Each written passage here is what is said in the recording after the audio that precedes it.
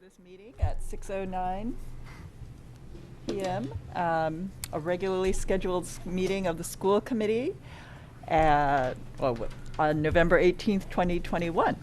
And tonight's agenda includes communications from the school committee and the administration, public comment, reports and discussion items, superintendent goal setting update, a building and facilities update, and our action items include consideration of acceptance of the WHPFA grants, consideration of acceptance of the Wiki grant for global citizenship, consideration of approval of the extension of contract for the assistant superintendent, Dr. Elenema, and consideration of approval of the FY23 budget development process, followed by the chair report, the superintendent report, future agenda items, next meetings, and adjournment.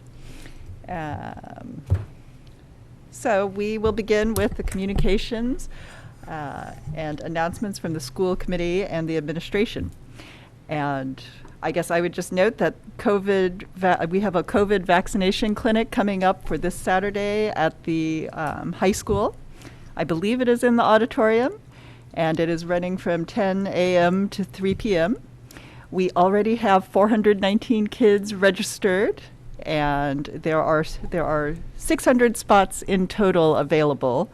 So if there is anybody who needs to have, who would like to have your child registered, then please do so.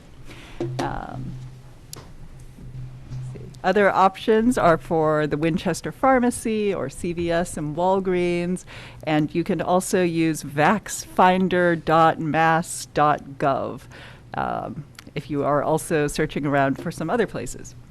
Also, we have weekly safety checks that will be starting at the high school right after Thanksgiving. This is supposed to be a take-home PCR nasal swab test. And I would just like to recognize the tireless and hard work of the COVID-19 coordinator, Ms. Stephanie Blass, Ms. Jennifer Murphy of the Department of Public Health, and then all of our nursing team. They've been working really hard this year. Do we have any other communications from the committee? Mr. Hopcroft.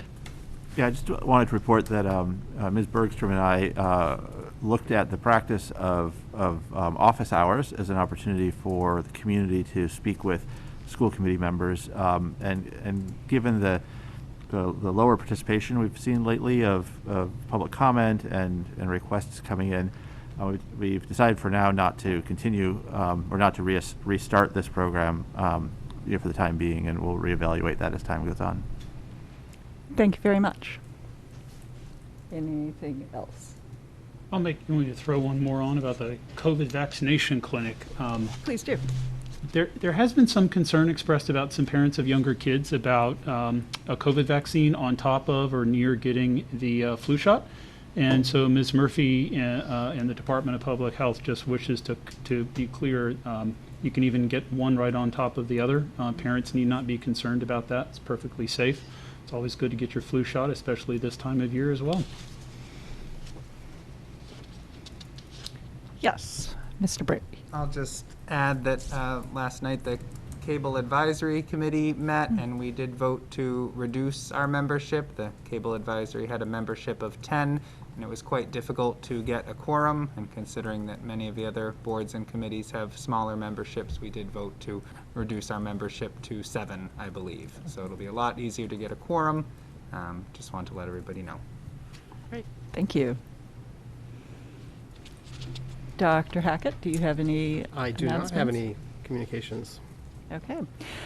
We will move straight into public comment as we do not have the student report tonight.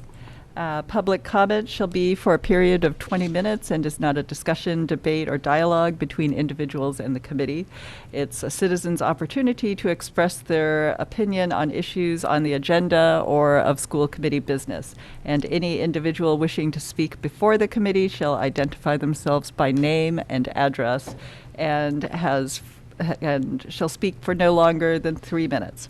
and all individuals shall speak to the full committee through the chair and shall not address individual members or administrators. We have both in-person public comment, and we also offer remote public comment with registration 24 hours in advance. And I believe we do not have anybody in attendance for in-person public comment. Do not see anybody waiting? Did not see anybody earlier. And I believe we do not have any registrants for public comment remote. No. Okay, so with that, I will close public comment, and we will move on to our first order of business on reports and discussion items, which will begin with a follow-up on the superintendent goal setting by Dr. Hackett. We started the discussion just last week, and Dr. Hackett has been refining his goals. Thank you, Madam Chair. Good evening, everybody. Good to see you all.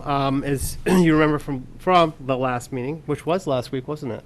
That's It amazing. was. No, wow.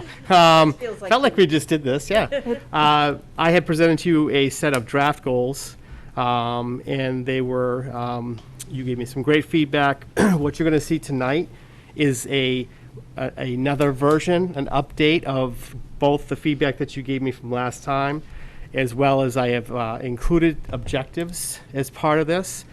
In the document that I gave you, the printed document, I'll just a couple more down to the agenda. Whoops, sorry. I did try to set some context for it and just give you my thinking, just from as a leader, as a superintendent, about what I think is important, and what are the priorities, and what are the values that we should be bringing to this position, or a superintendent should be bringing to this position, or any leader, through to give a framework to kind of reference back to, so you and others can have a sense of really what I believe in and how I see this role and its importance, and really the foundation for me as I work through the goals themselves and work with you. So I appreciate the willingness of the committee to give me the time to have this be a multi-step development process. It's the first time, obviously, we've worked together, and it's a little difficult to come into a new position and set goals without having had that time to really reflect, to get to know people. So I've done the best I can with these, given the information and what I know right now to be true, and what I think is work that we can do together to help improve overall. So this tonight will be, again, another iteration. I would like you to, I want to show you the changes that I've made in some of the goals, and then show you, for 3 of the goals anyway, that the specific objectives that I've outlined. The next round would be feedback tonight. Any feedback between now and the next meeting from you individually would be appreciated. I will rework those objectives, but the next round at the next meeting will include action steps and timelines. And I would be hoping that you at that meeting would be able to provide me whatever additional feedback, but to be able to approve my goals at that meeting. So having said all that, I will also say that I haven't waited for working on these goals for you to approve them. So I don't want anyone to think that, from July 1 to December 7th, I've been sitting idle and waiting for my goals to be approved. So I do think you know that, because I see you more than I do my family. So, having said that, I think, just the easiest way for me to kind of talk about it, and you do have the printed document in front of you, as I mentioned, I did try to give you some just background. Interestingly, it's my 101st day as the interim superintendent.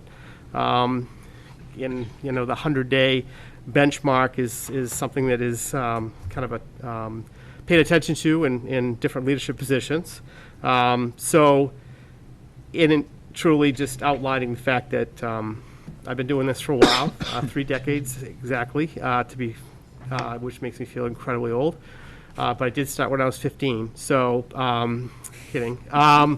And this place feels very good to me. I feel very grounded. I feel, whether everyone else thinks it or not, I feel a match of values. I can't get over the number of times that I have heard people talk about how much this community values public education in its schools, and they say it in public forums, which is actually candidly new to me. For that expression, really the explicit expression of the community saying, and people within the community saying how much they value the public education system, and it shows. I've had opportunity to visit almost every school. We were, as a leadership team today, we were at Lincoln, had a great meeting, talked about some budget stuff, talked about challenges that people are having, but then we also visited classrooms just to see some fantastic instruction. I've not been in a classroom really where I just haven't been impressed by the level of instruction, but also by the engagement and level of thinking and creativity that the kids in the classrooms demonstrate. And I said today that I have been in other school systems. I've seen that in other places, obviously, but I've never seen it with a level of consistency, and I've never seen it with so many students within the classroom. I mean, to hear the kids, when you ask the question, what are you working on? The answer that I get here is so much more involved than it has been in other places that I've asked that question. They take me through exactly what they're doing and how they're thinking about it, and their creativity around what they're doing, and our ability of the fact that our teachers allow for that. We really have focused as a leadership team on engagement. So these trips into the classrooms, we have focused on that, engagement being defined. And this was Dr. Alanema that made this distinction, the difference between engagement and compliance. And it's been a great way to frame how you go in and observe a classroom, and then to debrief it as a leadership team after we've done it. It's been fantastic. It's been some really good, meaningful conversations. So again, I just kind of outlined, I just pulled off of the elements of success around successful schools from the National School Boards Association, actually. Focus on the total child, commitment to equity and access, family and community engagement, distributed leadership, and I'm not going to read through all of what this says, strong supported teaching force and staff, and a relationship-oriented school climate.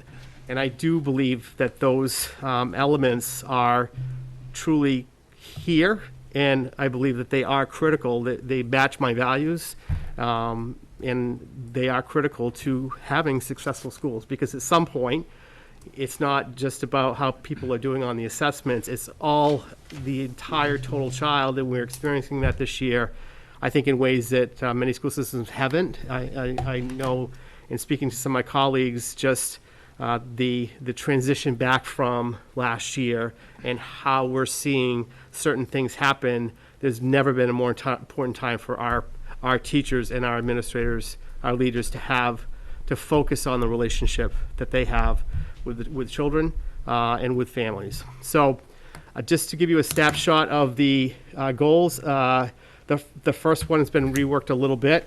Strengthen family and community engagement and build relationships by outreach to students and staff, parents, elected officials, and community members to develop an understanding of the values, hopes, and culture of the Winchester school community.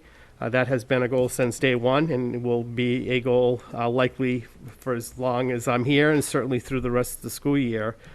Goal 2, based on your feedback, I dialed it back a little bit, but synthesizing what I've learned in Goal 1, and through a total child and equity lens, lead a collaborative process to consider the articulated vision, mission, and goals that we currently have in the Beacons document, and setting in that analysis, trying to set the foundation for the future development of the next generation of a strategic plan.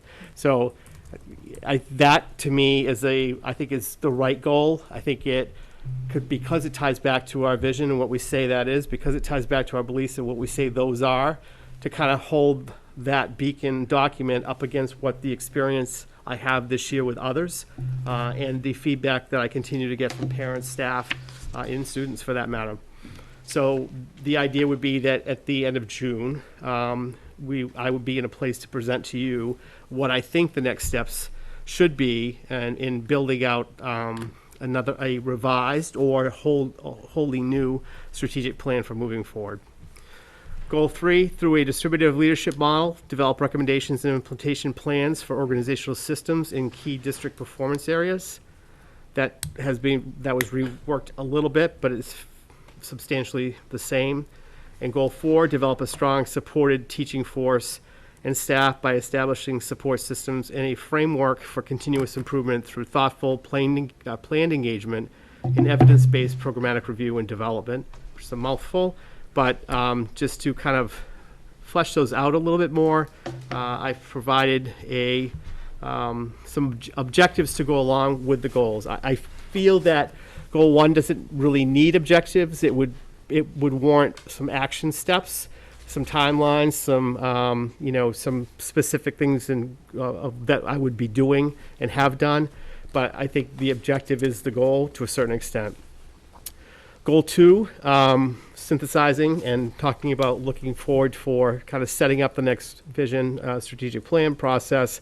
The objectives would be to continue the review of the 3 beacons and the success indicators with various stakeholders to define their meaning and purpose for the future, and then develop a plan for the creation of the next iteration of the strategic planning framework. As you know, that objective 1 you have done collectively as a school committee. We've worked on this with the leadership team, and I think we can just kind of continue to have those conversations about what are the beacons, what do they mean to us, and how do we feel about them moving forward. So that work will continue over the course of the year, and I'll have action steps at the next meeting to tease that out a little bit more. Goal 3, to develop recommendations and implementation plans for organizational systems in key district performance areas. So the first one being a communications plan. Well, I'd like to create a cohesive communications plan that meets families and staff where they are and adapts to how they want to receive information. So we communicate a lot. I think being more purposeful about our communications, having a regular, planned, scheduled communication, which the schools do, but from the district, I think I don't think it's certainly an important part of this goal. The plan will define our WPS brand, district brand, which we've kind of been playing around with, if you've noticed, with the black and red and the W as trying to set us apart from the schools, but being part of the schools, obviously, and also separating us from the town seal, which we are clearly a part of the town, but we are our own entity. And I'd like to just be able to kind of have something that says that. Articulate our use of various platforms, including social media, websites, direct messages. Ensure accessibility for all, including language translation and ADA compliance. So, we have already started that work. I'm pleased to tell you that we will be looking at a kind of a soft rollout, for lack of a better term, of Parent Square in the beginning of December. That will come from the district, and we'll be communicating about that over the next couple of weeks to parents and to help them see that transition. A reminder that our current system, School Messenger, the contract is done at the end of this month. And that contract itself was a $10,000 contract. Parent Square is $13,000. So we have worked that within the technology budget to move forward with. And I think that people will be pleased with the platform because it just gives parents a lot more control over how they receive communications, and they can be actively going in to get communications and see previous communications through either an app or on the web, customized for their children. Develop and deploy unified and effective procedures and protocols for central office functions based on efficient workflows supported by appropriate technologies. The focus will be on financial and operational systems including human resources, student registration, transportation registration and routing, and coordinated facilities scheduling. And then build a framework for a comprehensive student data system that utilizes multiple data points to determine student performance against our standards. One of the things that at your last meeting, Jason Levine covered the YRBS data.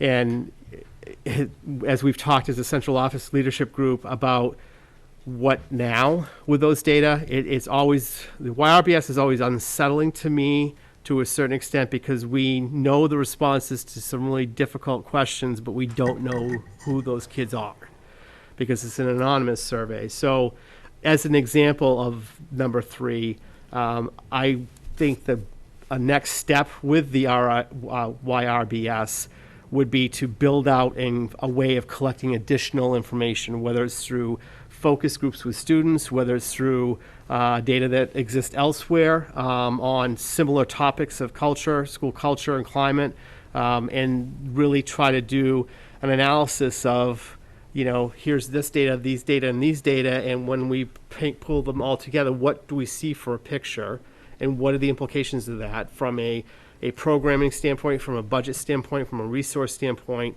that we can try to get at an answer to helping the kids who are identifying that on the YRBS answering yes to some of those questions, which are hard questions to have kids answer yes to. So I really would want to build that framework that I gave you that example, but certainly when we talk about any content area, whether it's literacy, mathematics, science, the work that the district has done around performance-based assessments has been fantastic.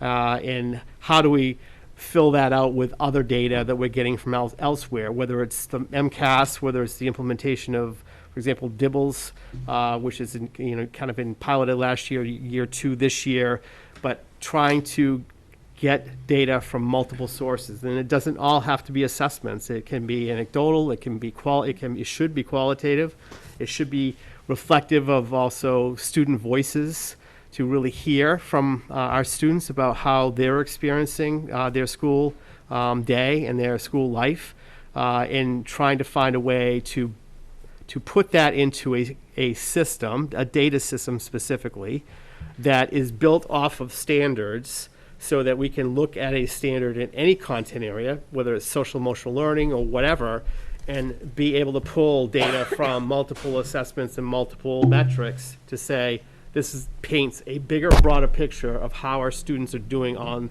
these standards that we've identified as being important to us. That's the goal. Building a framework, in some of these goals or some of these objectives would not be 1 year. This is a good example of one that would not be 1 year. This would be a multi-year objective that we would be working on. And then finally, goal 4, to establish a framework for continuous improvement through thoughtful, planned engagement in evidence-based programmatic review and development.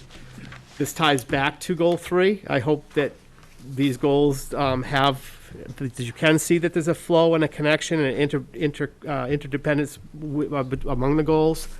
The objectives under this goal would be cultivate and support a culture of trust and collaboration to ensure safe and respectful spaces for all voices to be heard and valued. The focus will be on generating honest reflection and conversations without judgment. One of the takeaways from our August leadership meeting, full leadership meeting, when we had the tent and we just went through, did a lot of work around this notion of how do we work together and what feels safe, and that came through, I think, louder than anything else, that people want to feel like they can be in a respectful environment where they can have a voice and where they don't feel that they're being judged when they bring an idea to the table or a thought to the table. And I have always tried to create that environment, and because I just don't think that you get the best out of people or the best for your system if you don't have a culture where people can be honest about where they are. And sometimes that honesty is not always easy to hear. But if people can feel supported and safe in that, I just think that you get so much more results. And we have unbelievable professionals in this school system.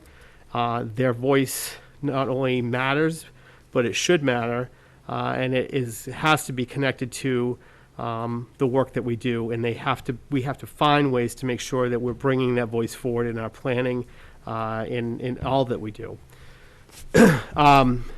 In the second piece of this, develop and implement policy, procedures, and practices for program review and development, grounded in multiple sources of data, focusing on equity of access for all students and staff, meeting learners where they are, and adapting to their needs.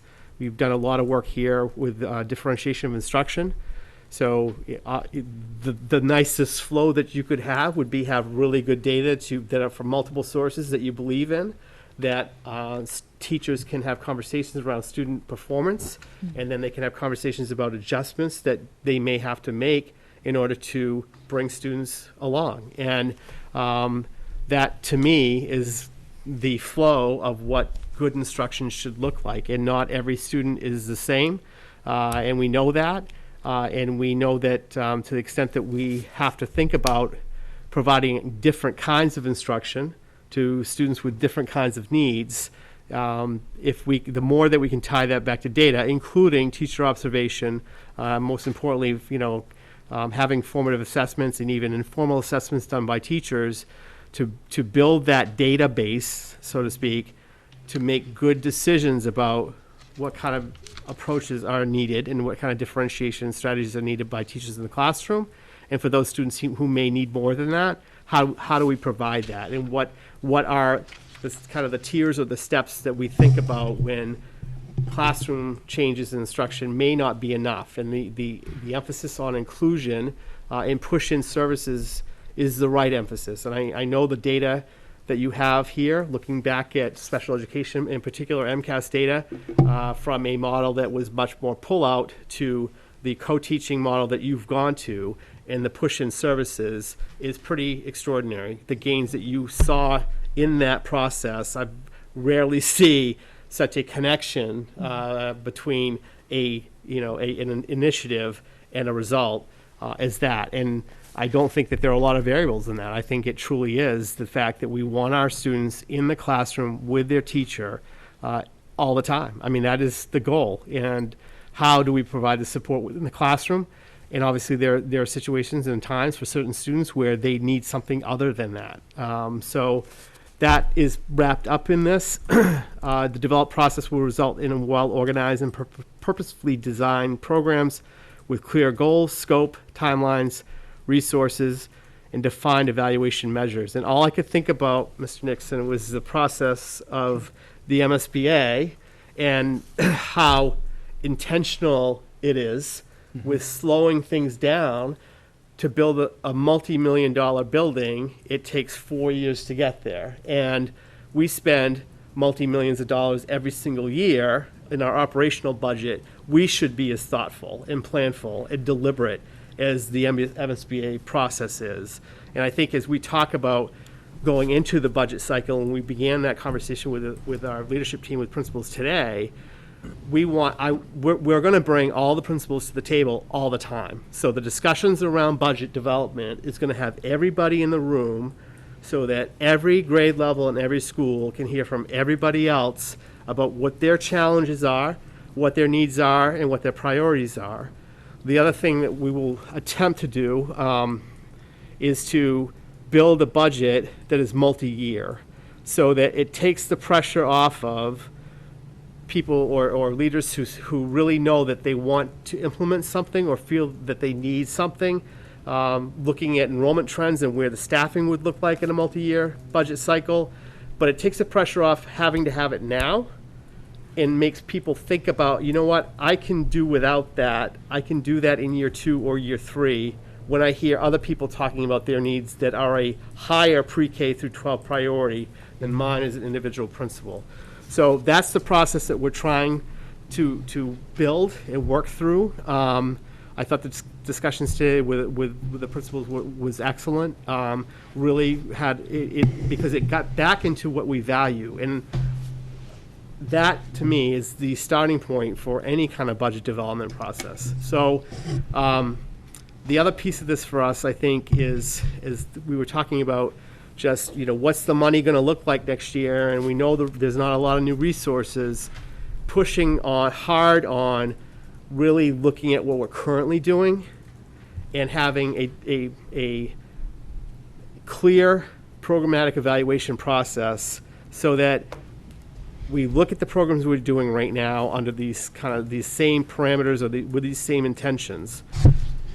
In addition to the fact that we talk about building a new program, that we are starting from the beginning with a question of why. What problem are we trying to solve? Why is it a problem? And what are the options? And then when we decide on the options, what are the resources needed?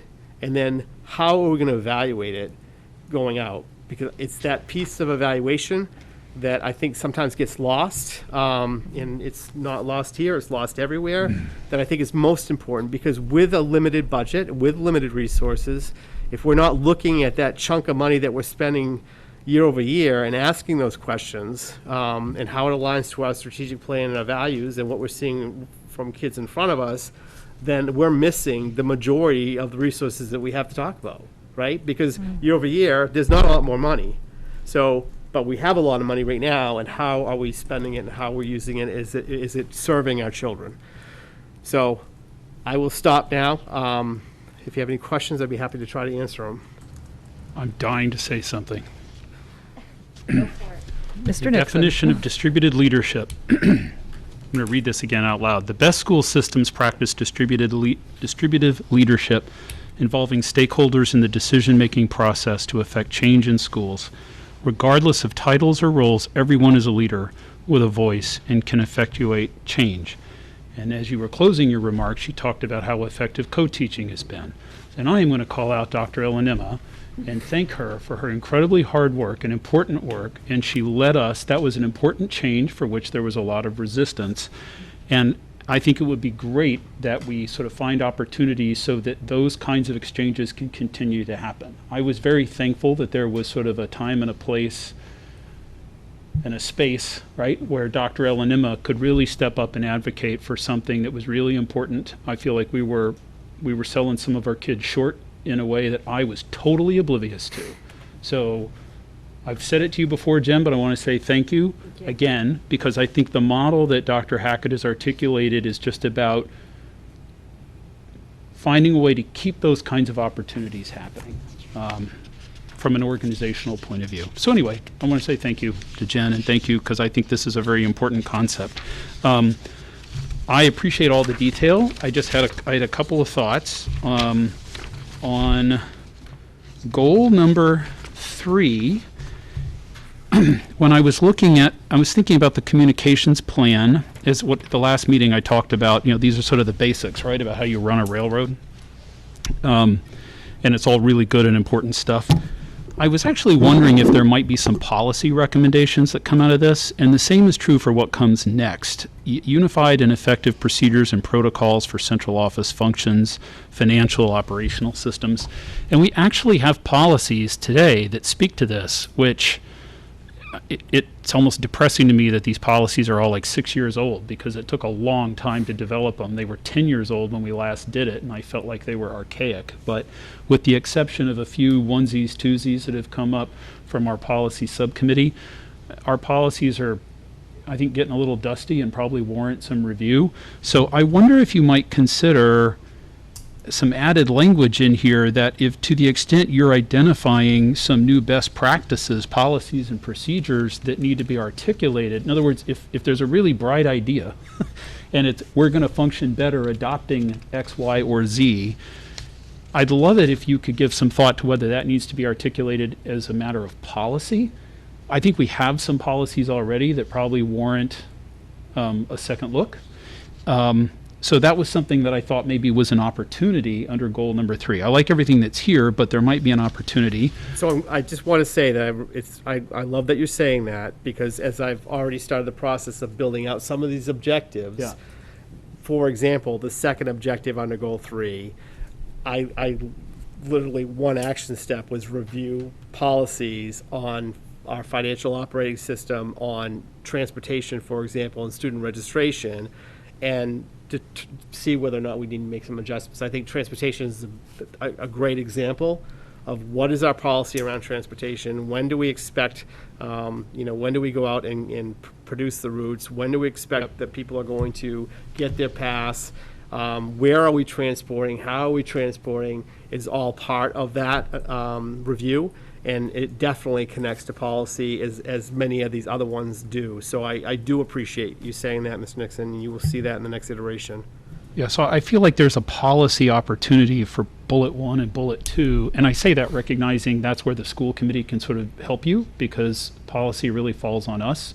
I mean, you can make some recommendations, but that's really a shared responsibility with our policy subcommittee. And just as an aside, I discovered tonight when I was reviewing these for our policy subcommittee, we need to look at DDA, which is way dated. That spoke to the original Special Education Stabilization Fund, which has subsequently been changed to our reserve fund. So there's language in there about going to town meeting, and we don't need to do that anymore. And I missed that when we made that change. Under goal number 4, though, Dr. Hackett, bullet number... Mr. Nixon, can I jump in there for Yeah, a yeah. bit? As to Dr. Hackett's point also that he hasn't been waiting around on this, I will say that the policy subcommittee has already been reviewing some policies Oh, that's related to great. this. So we should be able to come back and also let the school committee know Awesome. what some of the older policies are that we've already been refining and Okay. looking at other districts for models as Okay. well. So then I'm just going to compare, thank you. I was going to contrast that then to goal number 4, bullet 2, where the word policy does come up, and it says develop and implement policy, but that's really on the school committee. So I would suggest the policy comes out there, develop and implement procedures and practices, somewhere in there, maybe a line about recommend policies, review policies with the subcommittee or what have you. Because I think there could be policy recommendations that come out of this as well. So I'm glad the word policy shows up somewhere in here. And I only caught that later because I was actually kind of chewing over the words under goal number 3 before I realized we saw it in goal number 4. But that's it. I'm glad to know you're having discussions with the policy subcommittee. That's really helpful. Thank you. Nice work. One last comment, though. I'm always just mindful of where this is going. There will be ultimately a superintendent evaluation, and there will be, focus indicators. And I'm always just sort of mindful of what is it we're really evaluating. And goal number 2, which I thought was maybe a little too big or aspirational given all the other good stuff you have on paper here, and I appreciate you've brought it into a little bit better focus, I think is a good thing for you to be doing, and I support you in doing this. I just do wonder, I'd love for you to have maybe some ongoing conversations, maybe with the chair and vice chair, about how might this be evaluated? Like how would we know, what exactly would we look for? I think this is really important stuff, and you would be doing it anyway, even if it wasn't on paper, I think. And if that's right, and if it's hard to come up with, specific metrics to evaluate, does it really need to be a goal? But I'm not trying to talk you out of it. It's just less clear to me how this manifests itself in the actual evaluation. Does that make sense? Yep. But I'm glad you're going to do it. Yep. 100%. Can absolutely tease that out more. And to just pick up on your comment about the evaluation and the focus indicators, so at your next meeting, I will provide you my thinking on those focus indicators, and how I think it would make sense to evaluate me on those focus indicators as part of the overall tool. I've always feel like the goals are more important than the evaluation tool, but the evaluation tool is kind of like the MCAS test, right? It's the overall kind of big picture, programmatic kind of assessment of how the superintendent's doing. And to the conversation we had last time, you have to evaluate me on everything, which is understood. But the focus indicators, what I like about them is that we can have agreement on. This is what we're really going to be kind of looking at, because this is what we really need to do as a leadership group right now, understanding that fiscal operations and law and ethics are just part of the job, right? So. Thank you. Can I follow up on Mr. Nixon's question about goal number 2? And Yes. I want to clarify if you're seeing this the same way that I'm seeing this. I see goals 3 and 4 as 3 is a lot of focus on organizational systems, and 4 is a lot of work on evidence-based programmatic review and development. But I feel like the way that we'll see goal number 2 is that it creates the framework for goals 3 and 4. Yeah, correct. That's how I think about it. I mean, I So- truly see 1 to 2 to 3 to 4. Right, so if we don't, the 3 and 4 seem more specific and in practice, whereas that seems like the framework that's going to define all the rest of that work. And that they're going to probably be developed in concert with each other. That it's going to be sort of like the well-oiled machine working together, that if we're accomplishing goal 3 and 4, then in the process of doing that, the goal 2 is going to be developed as well. That's how that's a good description of it, in terms of how I think about it. Okay. So I would think the evaluation of goal 2 is almost the evaluation of goal 3 and 4. I would agree with that. I mean, yes, I do, again, see 1 to 2 to 3 to 4. I mean, I try to think about it and back up the other way too. So, Okay.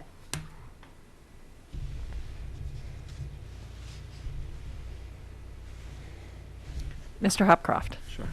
I think Ms. Bergstrom and Mr. Nixon made a lot of good points. I don't have a whole lot to add. At this point, I will try to give you feedback one-on-one later.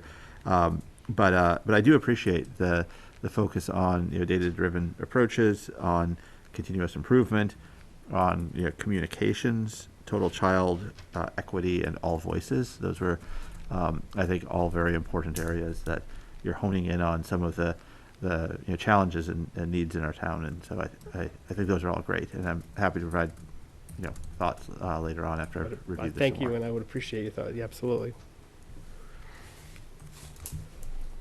I would just comment, I appreciate the adjustments and clarifications that you've made on the goals. I really like how, I think as other members have expressed, how goals 1, there's a flow from goal 1 through goal 2 and 3 and 4. And as you were just saying right now, and then it also flows back up from goal 4 to goal 1. I really appreciate that continuity. And then, as Mr. Hopcroft was also saying, I appreciate the focus on the equity lens, communication, the review of our different programs and our procedures. And I think these are all very helpful for getting us to to keeping us moving forward. And I guess I also appreciate how all of these goals lead us towards the plan to the next strategic plan that we'll be coming up with. So thank you very much. Thank you. Thank you. Appreciate the feedback. And again, I would love to get the individual feedback and make adjustments, have conversations if anyone would like to just kind of talk about them to help my thinking. Because at some point, these goals are my goals, but they're really all of our goals because to the points raised earlier, it impacts policy, and I need to know that this is in the right direction from what you would expect the superintendent to be providing. So, Can I ask a quick question Sure. about 2? So I really liked your focus on bringing everyone to the table, and that it includes all the voices, because clearly in your conversations about this, I see a lot of themes and threads of things that Dr. Alanema has been working on, that Ms. Gerard has been working on. So it's clear that I can also hear the voice of the current administrators in the district in this. So I already see the evidence of everybody having a voice at the table. Will you go back to them with this document Yep. before you come back to us Yep. as well? yep, With the, okay. absolutely. So that the next step of this for me will be getting your feedback, but also now going out to the leadership principal specifically and talking through this with them. Great, And thank you. I appreciate that. And, I think just to that point, a lot of this for me was learning what's happening, and so much of it is good, and trying to create goals that continue the work that I both value and want to be part of. as well as thinking about what can I add or can we add to this system to bring us to a point where we can really think about what's next.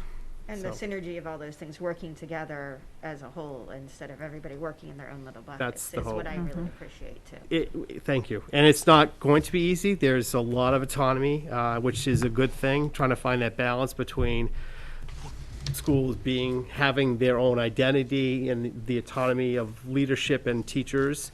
I'm not looking to standardize all that. I am just looking to, for lack of a better term, kind of make sure we're all kind of headed in the same general direction. But more importantly, that we are being more precise about how we are doing all of these things. And I think that goal 3 is important. I think it's kind of it'll continue. I would not be a goal that I would necessarily bring forward into another year. There might be elements of it, but I really do believe that our management systems have got to be strong and clear, because if they're not, Jen L and Emma is running around trying to figure out how to get the recycling dumpster away from the modular unit. And I often think she might have taken her life in her own hands. Lori was out talking Or directly it to the was a truck, team popping up effort. on the edge. And I just kept thinking that may not be the best use of their time. Yeah. So this goal isn't agree. I'd I'd rather have you in classrooms. You more than agreed. I think this is an important goal, because if we don't have these things in place, then we spend energy and effort on trying to. It's almost like every time we have a situation, we treat it like it's never happened before in some instances, and we have to get away from that. We have to be able to say, this looks just like this, and this is what we did last time, and we know it, and this is, here's the document, this is how we handle it. So that's really, I would say, the biggest reason why those first 2 objectives are there in goal 3.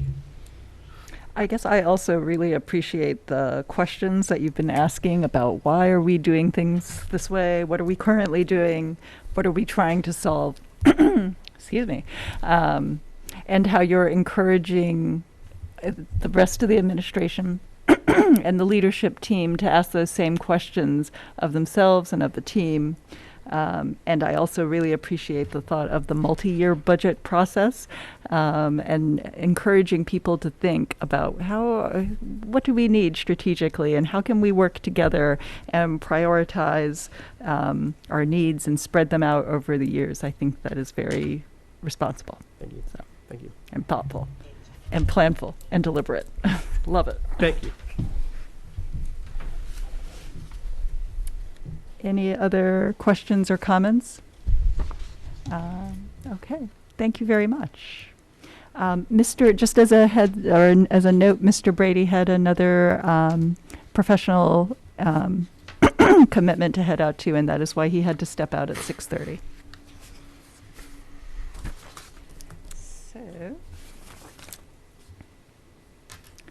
So our next item on the agenda is a building and facilities update.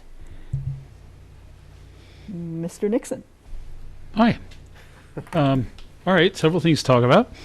So first of all, I want to thank, it's another night of thanks to town meeting for their support of the school committee's Article 28 to fund the design development of the carriage house to support the future home of central office. That was a $57,000 appropriation. That actually supplements money we still have, a little gas in the tank from the prior work. So as I indicated to town meeting, and we really mean this, the goal is actually not just to hold that number as we do a little more work, but find ways to get that number down.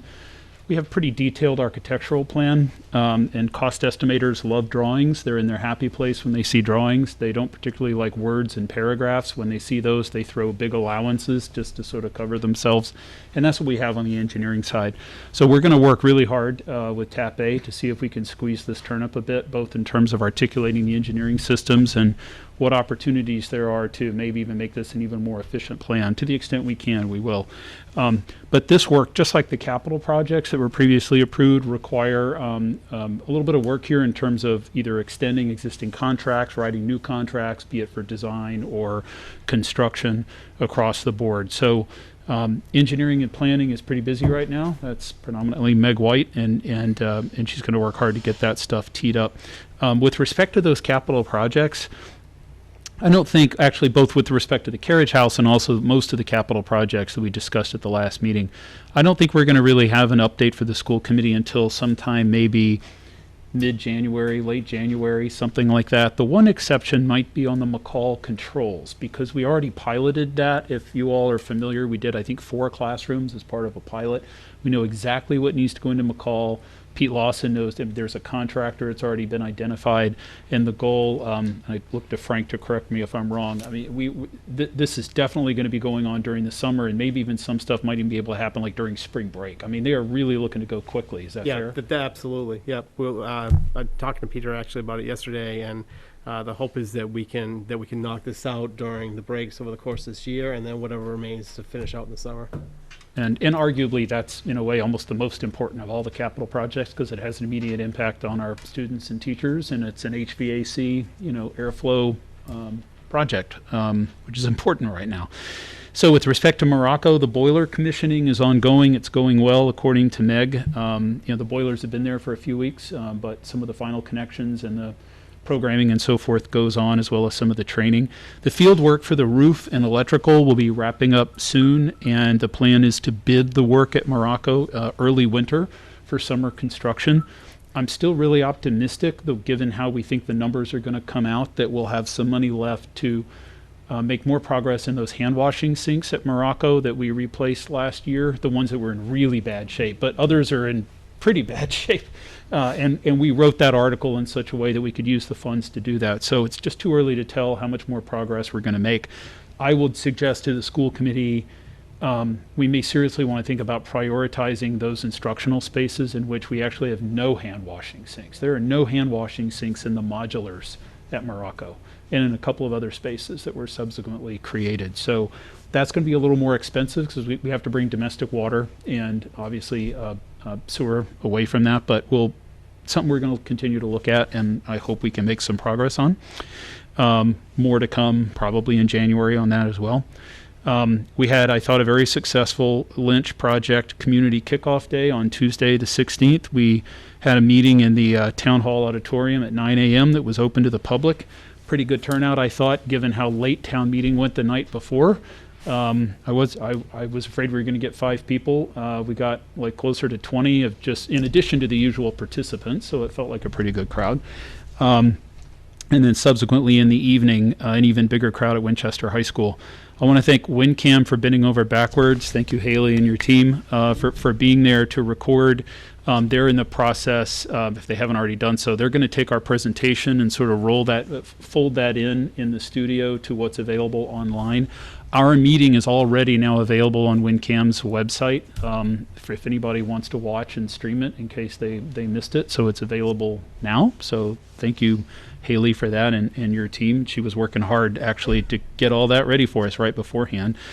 In between those two meetings, there was a really good session here that Dr. Hackett, Dr. Elanima, and others participated in with our architect, OPM, and our visioning consultant, our programmer, participated virtually and kind of developed, if you will, the framework for developing the education plan, looking at some of the early important steps that we need to make progress on. And there really is a lot of work here for the district to do, and I just appreciated how quickly they jumped into that. I'm going to ask Ms. Bolanese, Dr. Hackett, to speak in a moment to some of those kind of next steps, including there's a date we're looking for a submission to the MSBA on January 18th. One thing I did just want to be clear about, though, is for some time now, we've been talking about the new Lynch having a pre-K that's about 20% bigger, and when we approved the master plan back in 2017, we had 5 physical like pre-K rooms. We were running more than 5 sections because I think, as we know, we have some morning sessions, we had some afternoons at the time, and you had the full day. And it was kind of funny this week because as we were talking about this idea about, yes, we're going to have 6 classrooms, Dr. Hackett said, well, wait a minute, we have 6 now. We've got the 2 at VO, we have 4 downstairs here at Parkhurst. And sometime around 17 or 18, we actually went from 5 rooms to 6 in the district. So when when VO took its 2 pre-K rooms, we actually had 2 downstairs at Lynch and 2 upstairs. So we've actually already been operating with 6 for at least 2.5 years, something like that. And so the discussion among the team was that being the case, and with some check-in with Sarah Casey and others, really a feeling like with the wait list we have and our perception of the number of special ed kids and those who are sort of on the bubble, it really does make sense to actually go for 7 classrooms. And here's the kicker, especially for the other two veteran members of the school committee. I went back to look at the program document that we discussed with Dr. Evans in August of 20, when we were speaking about how many classrooms of kindergarten, how many 1 through 5, the major spaces. And believe it or not, we discussed 7 pre-K rooms in August. So I suppose somewhere along the way it slipped my mind that we'd scaled up to 6. The recommendation of the team is we stick with 7, which we've previously submitted, and I think that makes a whole lot of sense, and I know that's Dr. Hackett's recommendation. So I just wanted to share that with the committee in case we continue to talk about that. We've certainly talked about a larger pre-K program, so it will be, but we're not going from 5 to 6. We already have 6. So that was a mouthful, but I wanted to say that because I think I've gotten that a little bit wrong, and I apologize for that. I wonder if Dr. Hackett maybe could sort of finish this up, his thoughts on the kickoff and some of the key next steps ahead, or particularly around the PDP. In line with the thank you to WinCam, I think we also ought to give a shout out to the high school custodians who deconstructed a play set in no time at all that was in the way of the screen. Much appreciated their quick work on that. It was an incredible Yes. coordination. It was.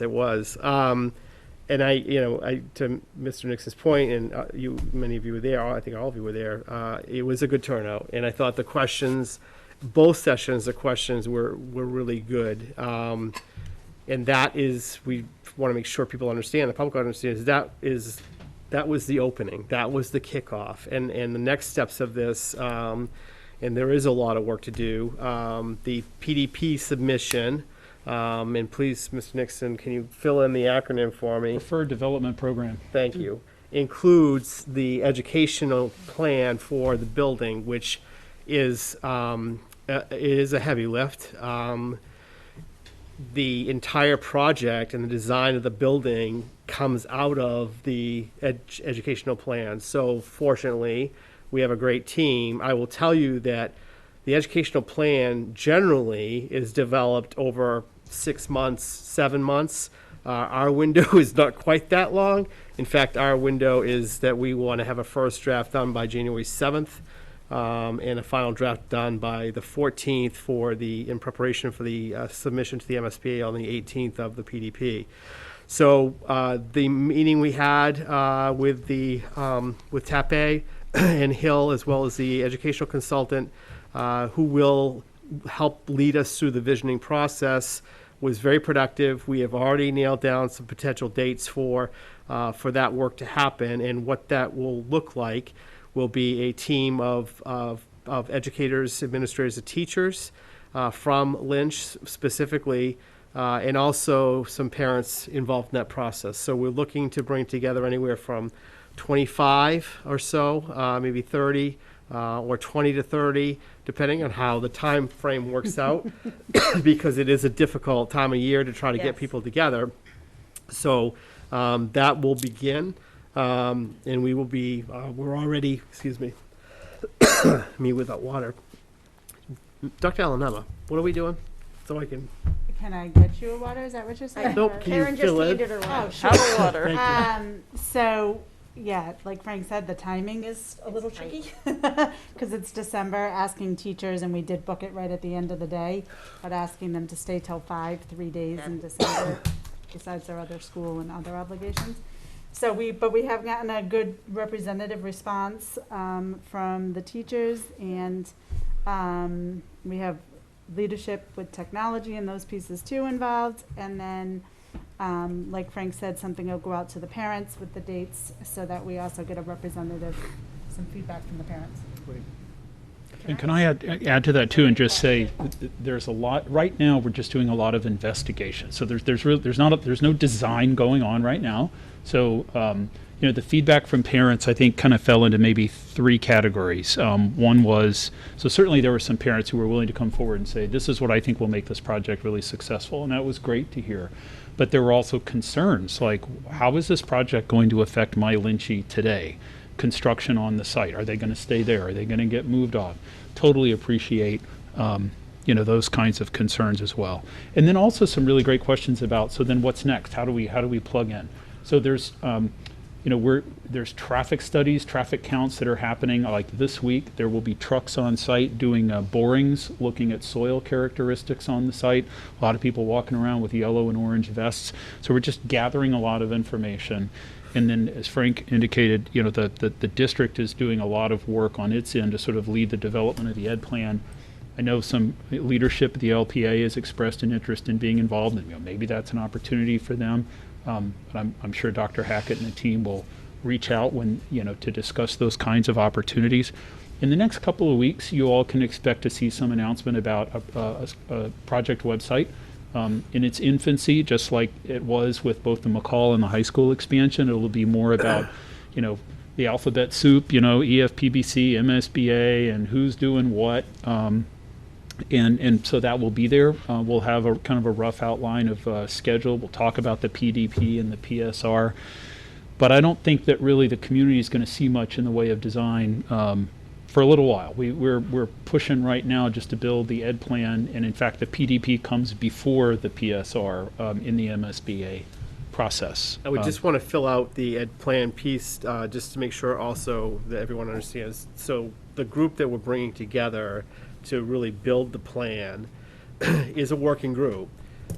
There will be opportunities for others and the public to be able to see the plan, to give feedback on the plan. And even though the submission is due on the 18th of January, like everything else in the MSBA process, it is iterative. So we will definitely get feedback from the MSBA, and we also are able to continue to keep the window open for feedback locally from our parents and from our community. So it's important for people to know that this is a ongoing process that has many entry points for people to be involved in, and it is going to be lengthy, and that's good because you do have many chances for people to have a voice in it. So.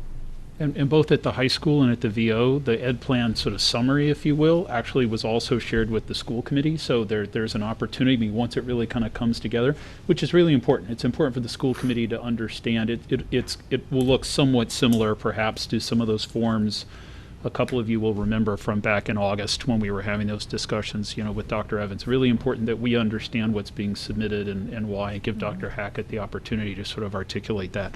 The last comment I'll just make in terms of schedule, one of the reasons why we're kind of up against the clock right now on time is we pressed pause with the MSBA last year between kind of Thanksgiving and Christmas, New Year's time.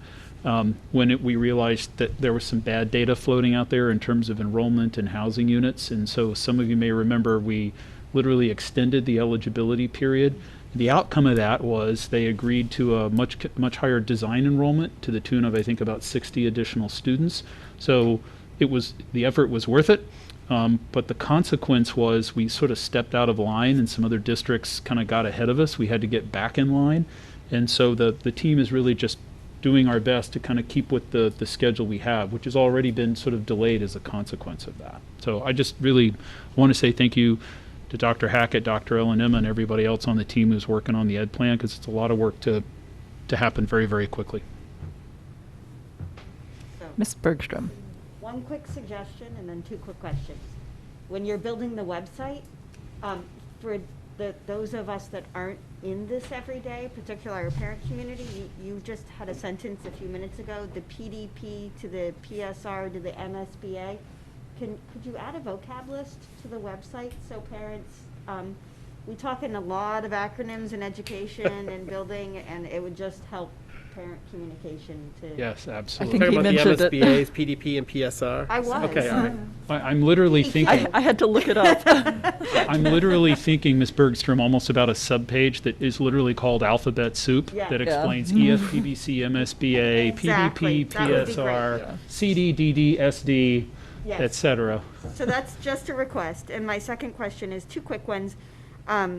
Something that you said, Dr. Hackett, that I want to reiterate, that we talked about having parents in this initial ed plan. And I am assuming you talked about multiple entry points too. I would like to confirm, reassure parents that if they're not chosen to be part of this first group, that there will be other groups. Like, this isn't the parents that are going to be chosen and follow a whole process Right. through. That will access different parent groups along the way. There's no question. There's no question. Great, that's my first one. And My- there also can be virtual opportunities for involvement, whether it's through Zoom, but also having the document up for public viewing and some mechanism for trying to get questions or feedback That on would be it. great. So, Awesome. Let's utilize technology all we can for this to increase feedback. My second question is, so this is the same architect that constructed the Vincent Owen School for us, and it strikes me that that school isn't very old. Are we doing any kind of feedback from those current educators and parents about what has worked and not worked about that building to help us inform the construction of Lynch? Because it might be interesting to hear that now that they've lived with that building for a certain number of years, that there are things about it that just haven't worked for them over time that we might not want to repeat in Lynch. it's a great question, and it was a question asked by a parent, I believe, at I think, the evening public forum. And And also at the high school PFA. that's right. It was also asked at the high school PFA last night. So the short answer is that makes a ton of sense, and how we collect that and how we do that would just be steps within the process. So, Right. and probably come later, because to Mr. Nixon's point, we're a long way away from really seeing designs. Right. And, there's. But I'm thinking even at the ed plan part of it, if maybe it's not just Lynch parents and educators and that we include on those, but maybe a sampling of VO parents that you might want to invite. That's a great point. And educators Yep. too, so Yep. that they can provide that feedback. Can I just offer that, this is hard to believe, the time between the construction of the Vincent Owens School and Ambrose is a shorter time span than I think we will realize between the VO and the new Lynch. So when we were doing the schematic on VO, there were those very conversations about what have we learned at Ambrose, which at that time felt like a brand new school. Right. And what's really kind of refreshing is, I think if you look at those two photos, they were in one of the presentations recently, like at the presentation, at the high school. They almost, I think some people might be surprised they were designed by the same architect. I mean, they really do reflect some different sensibilities about philosophies around, let's say, contemporary design and education at the time, but also the context of, Site. input. Site, yes, absolutely. Ambrose so heavily influenced by the Sanborn House and, materials and color and so forth. But just the interior plan of Ambrose is, certainly a different animal in many respects, than VO. But it's a very good point you make, because we certainly, when we talk about how tight the site is at Lynch, and we're sort of acknowledging that our thinking right now is the most likely new build solution, just given the size of the program, would seem to be some sort of 3-story building. And we keep saying kind of like VO, but we certainly don't want people to think we're just going to build a new VO a little bit bigger. Yeah. And I would just comment that I don't think it's just current parents at VO, but parents who had kids Go through. Yep. go through already, Right. who are at McCall or at the high school now. Okay, thank you. Any further information on buildings and facilities? Okay. So we will move on to our action items at 7:15. And we will begin with consideration of the high school PFA, Parent Faculty Association grants. So I would say we're always so grateful to the high school PFA and all the PFAs when they're able to offer grants to the teachers. It's right in, it's sort of just-in-time grants that teachers need, and we are really appreciative that they're able to do that. So I'm happy to make a motion to accept the Winchester PFA grants as presented. Do I have a second? Thank you. All in favor? Aye. Aye. Aye. The vote is unanimous. And next, we have consideration of approval of a Wiki grant for global citizenship. This was an extra grant that Miss Karen Connolly had submitted to us within the last week.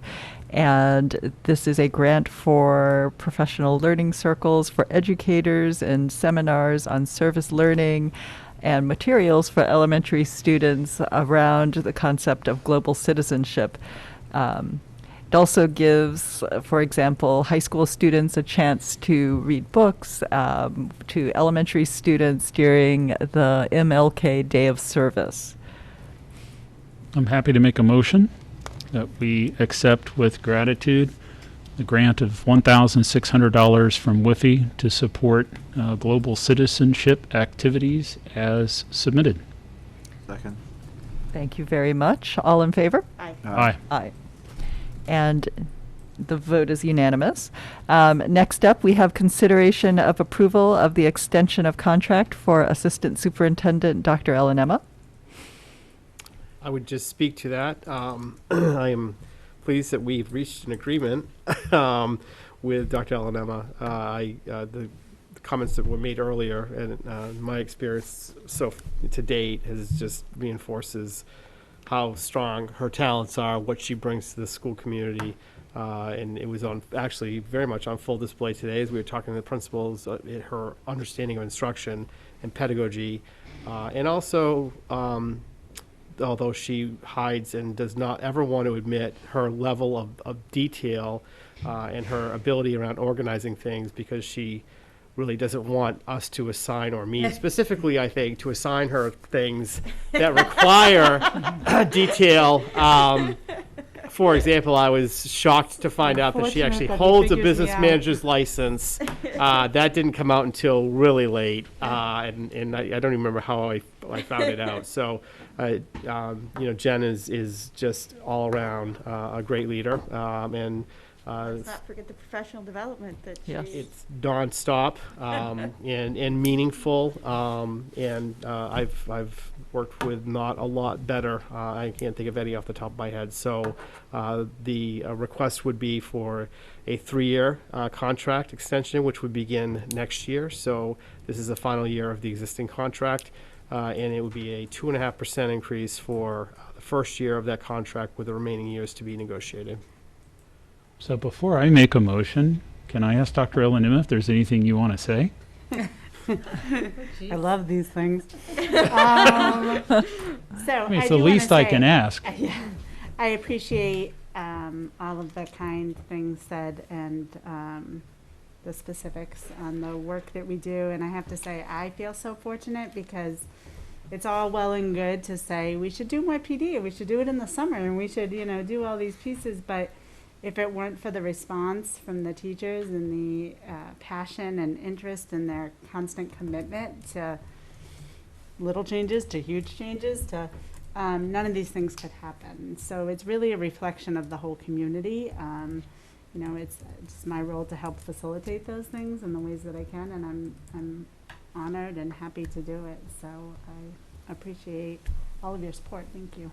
And I just want to say real quickly also that in an era, and post-COVID era, where we lost a lot of valuable and talented educators, particularly in both Dr. Hackett and your position, I just want to thank you for surviving through COVID with our teachers and our staff, and still showing up and being happy to do the work and excited about doing the work, because we really need to be able to retain people in education who are as dedicated and able to do that and be able to still think with vision, even at our worst moments. So, Thank you. thank you. And I'm happy, unless anybody else has something to say, to make a motion. With enthusiasm, I wish to move that we approve the 3-year employment contract for Dr. Jennifer Elanema as Assistant Superintendent of the Winchester Public Schools from July 1st, 2022 through June 30th, 2025, as submitted. Second. All in favor? Aye. Aye. Thank you very much. Thank you. Thank you for your service. And our last item of business today for action items is consideration of approval of the FY23 budget process. So I will just start us off. We are already in the development budget process. We actually have a meeting tomorrow with town folks and just start discussing where we are, what we're anticipating. Mr. Rose done a tremendous job. First of all, really getting us to a point where we know and we're very confident in where we are, and the work done around personnel and making sure that we have everybody in the right place at the right step at the right level is just sets up obviously the groundwork for the next year. So the next step of the process for us internally will be we'll take our staff and roll them forward 1 year on their step. We obviously have to kind of estimate column changes, but to see what that cost is, and then, as you know, along with the ed plan, the MSBA project, and all the other things that we're doing, we are also negotiating all of our contracts next year with the master contract, I should say, really with the WEA. But so we don't know what the total impact of that will be until that's done. So we will be going into this budget, and I would anticipate that the budget approval process will probably happen prior to us really knowing for sure exactly where we land with that contract, although I could be pleasantly surprised. So we'll have to estimate that. So where we want to be, next steps in relatively soon, in a place where we can roll staff forward. We can do some estimates on what happens if there are certain agreements were made and what the impact of that would be, so that that starting point of 85% or so of our budget is known. And from that point, as we met with the principals today, and as I already talked about, bringing everyone to the table to discuss our values, our priorities, our needs, our current programming, our current resources, where there may be some opportunities to look at what we're doing, and then looking, obviously, as we've discussed, at enrollment, which is the big variable that we still have to deal with. We know what the challenges are already with special education for this year, and we will have to make some kind of an estimate about what we think that's going to look like for next year.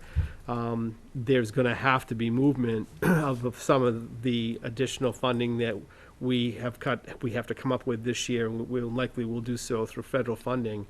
For out-of-district placements specifically, there has to be some movement of some of that dollar figure back into the operational budget for FY23, because if we don't do that, and then we'll be in a situation where the federal funding will be gone, and then we'll be trying to move all of it back in 1 year, and that would be a difficult and heavy lift for any individual budget year. So that will also be part of this discussion. The calendar that we've put up here was, you had seen this once before, and we have taken and made adjustments based on your feedback. So the school committee budget vote, if you would allow it, and I think it would be appreciated from our perspective, both being new, Peter and myself, if we could have the school committee budget vote actually on Monday, January 31st. So backing up from that, because then we will submit it to the finance committee and the town manager on February 8th. Backing up from that, we would have the open public hearing on the budget on January 25th, with a asterisk there to note that we would do a snow date of the Thursday of that week. And then we would look to I should say also the snow date on the superintendent's budget vote, or your final vote, would be Thursday, the 3rd of February, backing up to just kind of looking at our already scheduled school committee meetings and where you would be hearing updates and some of that deliberation. aside from that, I think an even probably a more important conversation, which we did touch on at the last meeting, is the process that you want to use. So we discussed that the last couple of years, or I don't even know the history of it entirely, but Dr. Evans used an advisory committee to work on that budget, which I understand completely, and I think that there has to be that public or that some role that happens with. Just my history and candidly my preference would be to, in addition perhaps to something like that, would be to have you talk about and hopefully come to some agreement on a couple of committee members who would really form essentially a finance committee or a budget committee or whatever you'd want to call it. And I think that should be a standing committee. I don't think that because as we go through the year, there will be items just like policy that may have financial implications that it would be good to be able to have a couple of members be part of a discussion before, to vet it before it comes back to the full committee. So that would be my preference as we go through this process, but obviously that's not my decision. So I would just offer that and happy to answer questions or. Okay, just two thoughts. Mr. To Nixon. that last point, if I take them in reverse order, since the school committee, our operating budget gets voted at Springtown meeting, and the school committee reorganizes in the spring as well. But so our school year basically transcends two different school committees. I like the idea of having kind of a standing budget or finance subcommittee to deal with those issues, though one has to recognize the potential that membership could sort of change in not the middle of the school year, but in the spring. So I think I'd probably want to think about that a little bit, but in terms of that expanded role. But I really do see the value of having what used to be called just the finance subcommittee, only because over at FinCom they call it the education subcommittee, that we post those meetings, and we typically have had 2 members of the school committee serve when we had the subcommittee. And because it's a posted meeting, then anyone can come. Anybody else who comes, the 3rd, 4th, or 5th member, literally just sitting in the room, listening, taking notes, that's really helpful to understand what the questions are coming from FinCom, what the answers are coming from leadership, so that by the time that recommended budget is coming to the table, we kind of understand how the sausage has been made. In some years, in many years, certainly the chair was a member of that subcommittee, though it also kind of depended on what other things were going on and what the interest was of the chair in other things. So in one year when we were doing all that policy review back in 2015, I know the chair was not a part of that because the chair really wanted to be focused on policy stuff. So I think who it is kind of depends upon who's interested and who has the time. But I would certainly advocate for that. My only observation just on the detail, Dr. Hackett, would be, 2 quick things. For February 8th, certainly when we vote, so the understanding is on Monday, like that would be a single agenda item meeting, right? To keep that sort of manageable, because there may still be questions. So certainly FinCom and the town manager are going to be very interested in what the number is. So we kind of meet the intent of the bylaw by voting on January 31st. But then by the 8th, I might just add a little detail and say school committee budget and superintendent report to the FinCom and the town manager. That's really kind of the next step. Once we vote it, then the superintendent, and I know you won't sort of start from scratch, you'll have something drafted already, but there is a report that comes from the superintendent that explains, the key facets of the key elements of the budget. And that obviously needs to get to the town manager as well. But what everybody will be most focused on is the number. Just the last observation I will make is January 18th will be a full day for you, given the MSBA conversation we just had. So be thinking about that. Otherwise, I As think opposed to the other days, or I'm going to say The last. that is a several days. loaded day for. Is that not fair? It's fair. No, that's totally fair. That's why we've got a great team, and we'll be ahead of schedule on the ed plan.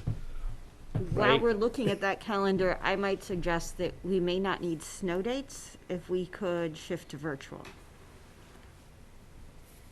If there is snow, we could consider keeping snow dates and say, or virtual, Okay. I think So- but as long as we have the technology to do so.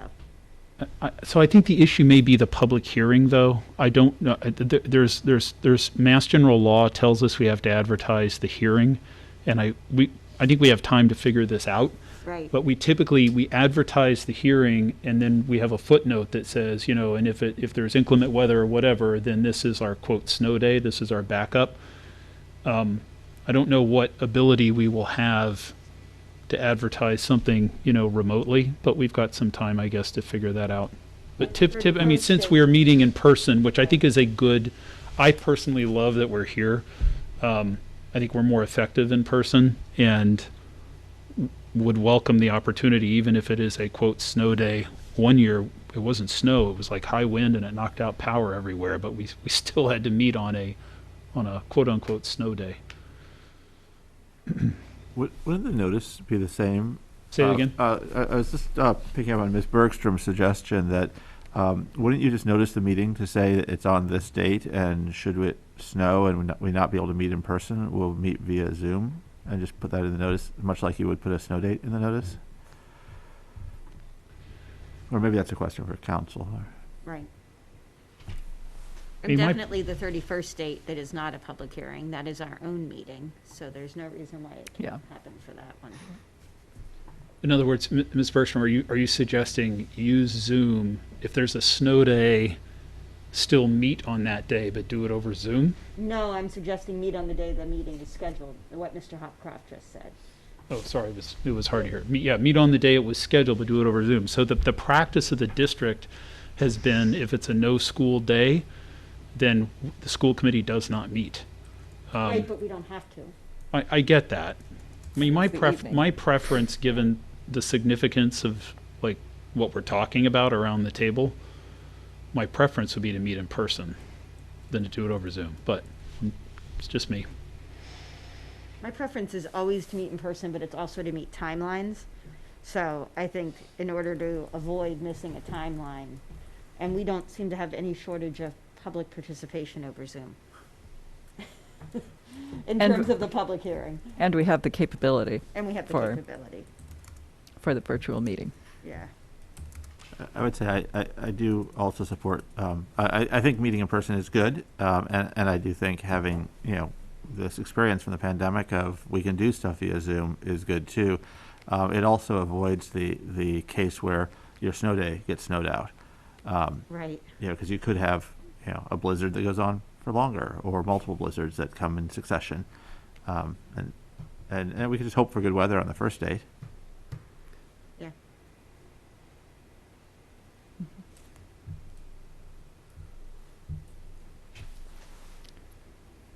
And Don't have to Decide today. decide today. Nope. and could you just clarify what the timeline for you or for us is for the finance subcommittee?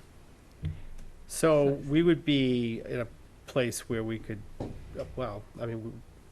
Soon, December right? 7th, right in and around your next meeting, we would be in a place to be able to certainly have a meeting to discuss where we are, where we think we are, where we think we're going. So, I don't know how you want to do it. An option that I've seen used in other places is the chair essentially appoints, is given the authority to appoint the members of a subcommittee. And if you do that and you have that authorization, then you would not necessarily need to vote the membership of it. You would vote the authorization of the chair to appoint. That's Okay. one option. Or we can also decide on the 7th. It's up to you. And I just also want to say that I'm also always conscious of trying to make sure that even though we have a subcommittee, particularly around finance, I always try to provide all the information to all members, because while it's very helpful to have a couple of people who are just having that discussion and thinking about it and giving feedback and working on it, it's important for all committee members to kind of be brought along the way, so nobody's out of the loop on what it looks like. So not to put too much pressure on Ms. Bergstrom, but my memory is that the vice chair was always on the subcommittee, because traditionally the vice chair becomes the chair and inherits the budget that's being developed when the school committee reorganizes. but no pressure. But I would just comment that I think the superintendent's suggestion of giving the chair the ability to appoint makes a lot of sense, because there are a lot of variables here, it sounds like. I know I'd be happy to participate in it if that makes sense, and if schedules align. But as Mr. Nixon points out, the succession issue, there's probably some thinking about obviously people's schedules, thinking about also developing newer members of the committee and making sure you have a senior member of the committee. So there's a lot, I think, that is above my pay grade, but I think that the chair, in consultation with the vice chair, could make that decision. You could talk to the individual members and understand what the best option is. I'd support that. I'd just also like to throw out there that I think the select board currently is posting the meetings that are happening with the town leaders, the finance committee, and the select board as select board meetings. And for those larger meetings, it allows all the members, particularly, I think it's an interesting idea for us because we do have 2 new members who might like to have a window in and be able to have an opportunity to answer questions as to that process. So I don't think doing finance subcommittee eliminates that option for us either. Mm-hmm. Whereas we could post the larger meetings that happen with the select board members, the FinCom, and that might happen monthly, whereas the finance subcommittee might meet outside of those meetings, potentially with the education subcommittee of the finance committee. So they might be more directly involved with that, but then also give everyone else a larger window in an opportunity to participate in that part of the process. Okay. Any further comments? No. Okay. So, and I guess Mr. Brady has also expressed an interest in the finance subcommittee. So I guess if we would like to, I guess our choice here tonight is we can either come back to this on December 7th, or I can, if you choose to give authority to me, then I will appoint. I think you should just talk to committee members and see who's interested, and just be mindful. I mean, it's in a way it's easier with Zoom, but pre-COVID, a lot of these meetings were at like 7 in the morning before work, because people had to get in the car and go to Boston. So we obviously have a lot more flexibility now. You should just talk to members and see who's interested and make a decision. I would also remind the committee that the finance subcommittee meetings would be public meetings that you can attend as a school committee member. You just cannot deliberate. Yeah. You just need to, but you can attend and be in the audience as a citizen and observe the discussion. So the ability to ask questions, I think I was. You can't deliberate. You could ask clarifying questions, but that it does kind of get a little tricky. Right. That's why I think it's cleaner just to post the larger meetings as a school committee meeting. Yep. And then. Okay. All right. Then if we have consensus, then I will speak with each of you and we can figure this out.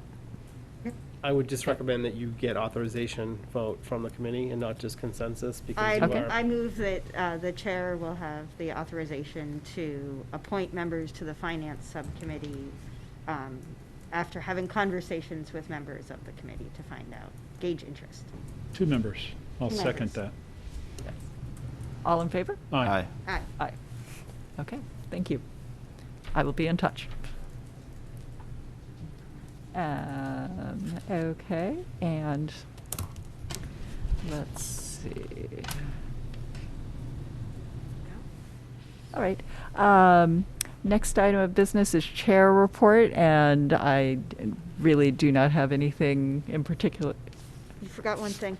I did. That's going to happen before the next meeting. The chair and I have been asked by the Network for Social Justice to do a presentation on how school committees work and how citizens can work with school committees. I have reached out to MASC for resources on that and other school committees in the area to find out what they have done around this and presented. And we will be doing that for the network on November 30th. I believe they are posting that as a community event. They are seeking questions in advance. There won't be sort of the live question and answer at the event. Karen and I will present and then answer some set of questions that they have shared with us. When is that again? November 30th, In the evening? in the evening, yep. Okay. Believe it's on Zoom? I think it was in In person. person? Yes, I think it was in person. Unclear yet. Okay, yes, TBD. So, TBD, but yes. check the network website. Yes, that is correct. Otherwise, I didn't have anything else in particular, but I guess next week we will be having the Thanksgiving holidays, and I guess for those who celebrate it, a very happy Thanksgiving to you next week. Dr. Hackett, Superintendent's report. Thank you, Madam Chair. Just a couple of things. We are just, as you probably know and remember, this is the last year of our contract with Kidsborough for before and after school care. We will be working on an additional, a revised or a updated RFP for, to get on the street, so to speak, as soon as we can. We will bring that to you for review. And the hope would be that we could bring that to you on December 7th so that we could get your feedback on it and then get it out so that we can have that done prior to the winter break in December. Obviously done from the perspective of it being out and us being able to solicit or get either, I don't know if it's an RFQ or RFP, whatever the proposals would be.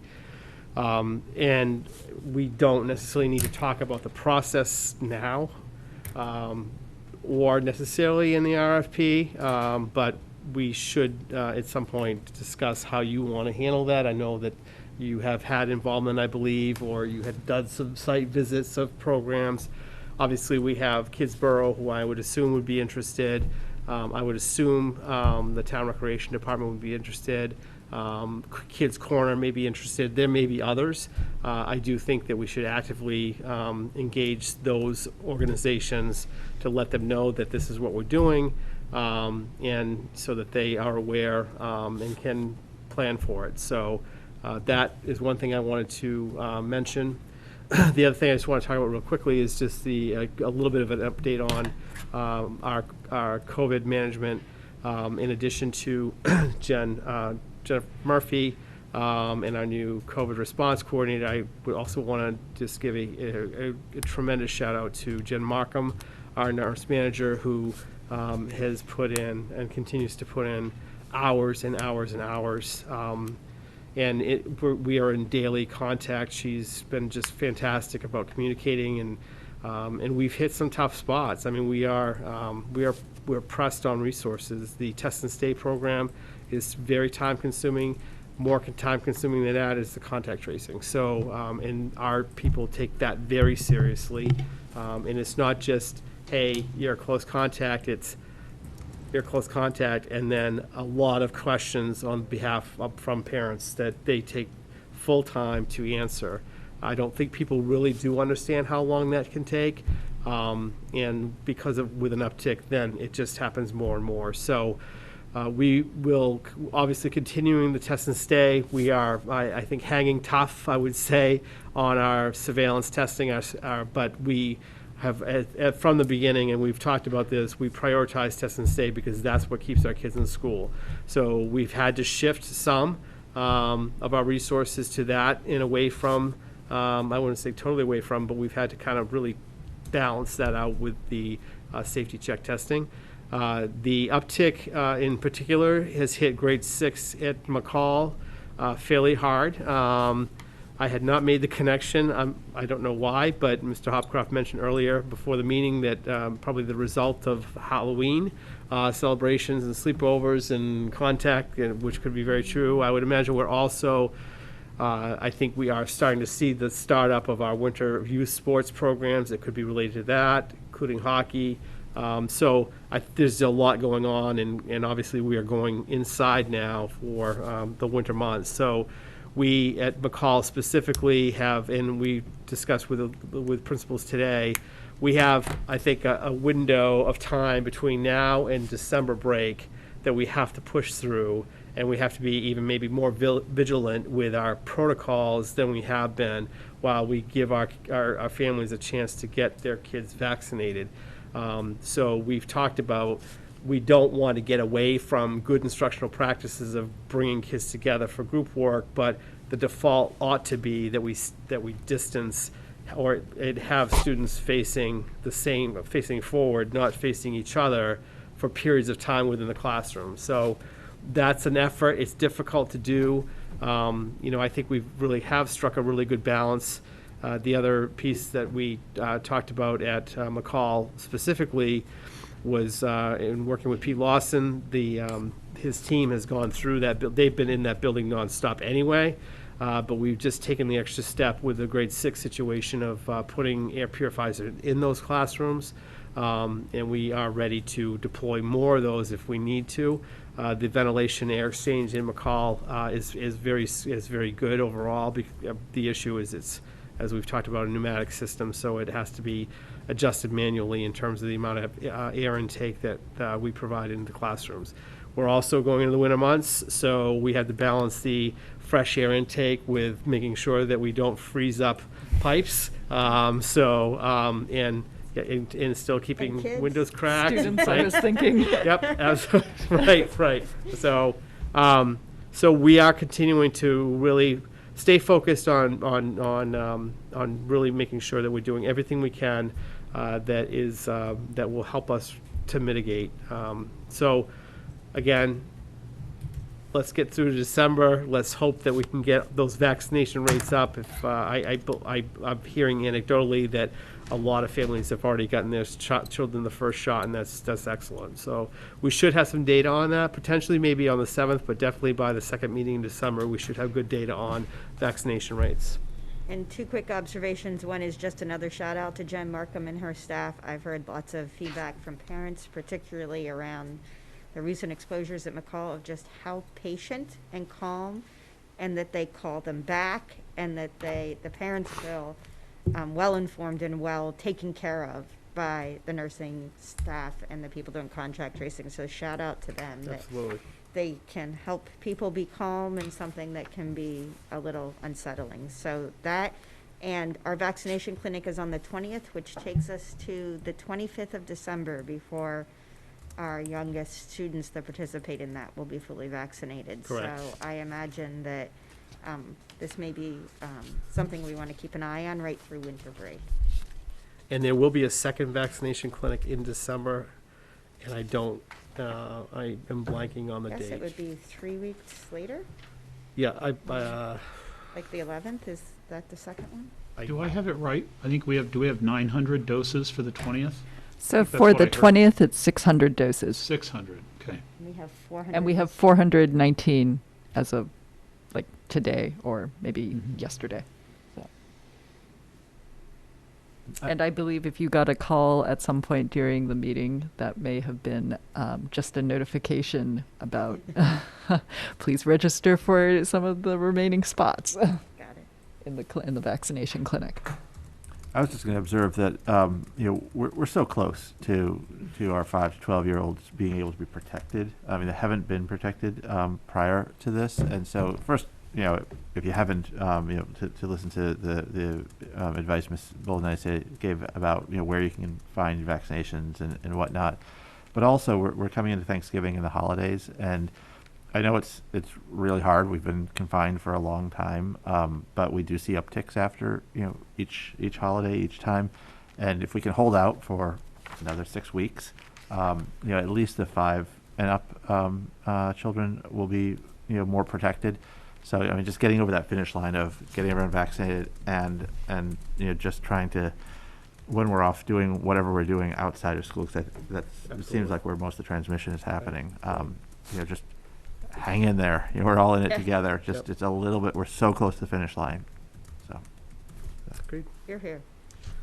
That's it from me. Thank you. Thank you. Let's see. So next item is future agenda items. And let's see. We have a YRBS Youth Risk Behavior Survey follow-up discussion. Forgive me, I cannot see that far. Oh, but wait, I have it here. Building and facilities update. Next meetings? And and I also had, actually, yes, something different. Next meeting dates, we will have December 7th at 6 p.m., December 14th at 6 p.m., and then January 11th at 6 p.m., going into 2022 already. If I could just make a quick comment on the YRBS Yes. follow-up discussion at the next meeting, I will be talking about, as I kind of mentioned tonight, about the data and what we're going to do with it. So it may be part of, or maybe the entirety of the follow-up discussion is kind of the action planning around how we're thinking about this data and bringing in some additional sources of data to try to put together some kind of steps to kind of get at it. So just to put that out there, if that is acceptable by the committee, and we'll see how you feel about it on the 7th, but that's how we're thinking about it internally. Great, thank I you. do have a suggestion for the chair. I would strike building and facilities update, because we're really not going to have much until January. And there's a lot of work that's going to happen now, but Yeah. it's not really going to float up to the school committee Yep. agenda. And it seems as though we've got a number of executive session issues on our plate, Okay. And budget. now and forthcoming, but it's going to take some time as well. So just being mindful of our time. Right, I was just thinking of Policy saying update. January. I was going to ask about policy, but. there's that Yes, too. policy update, okay.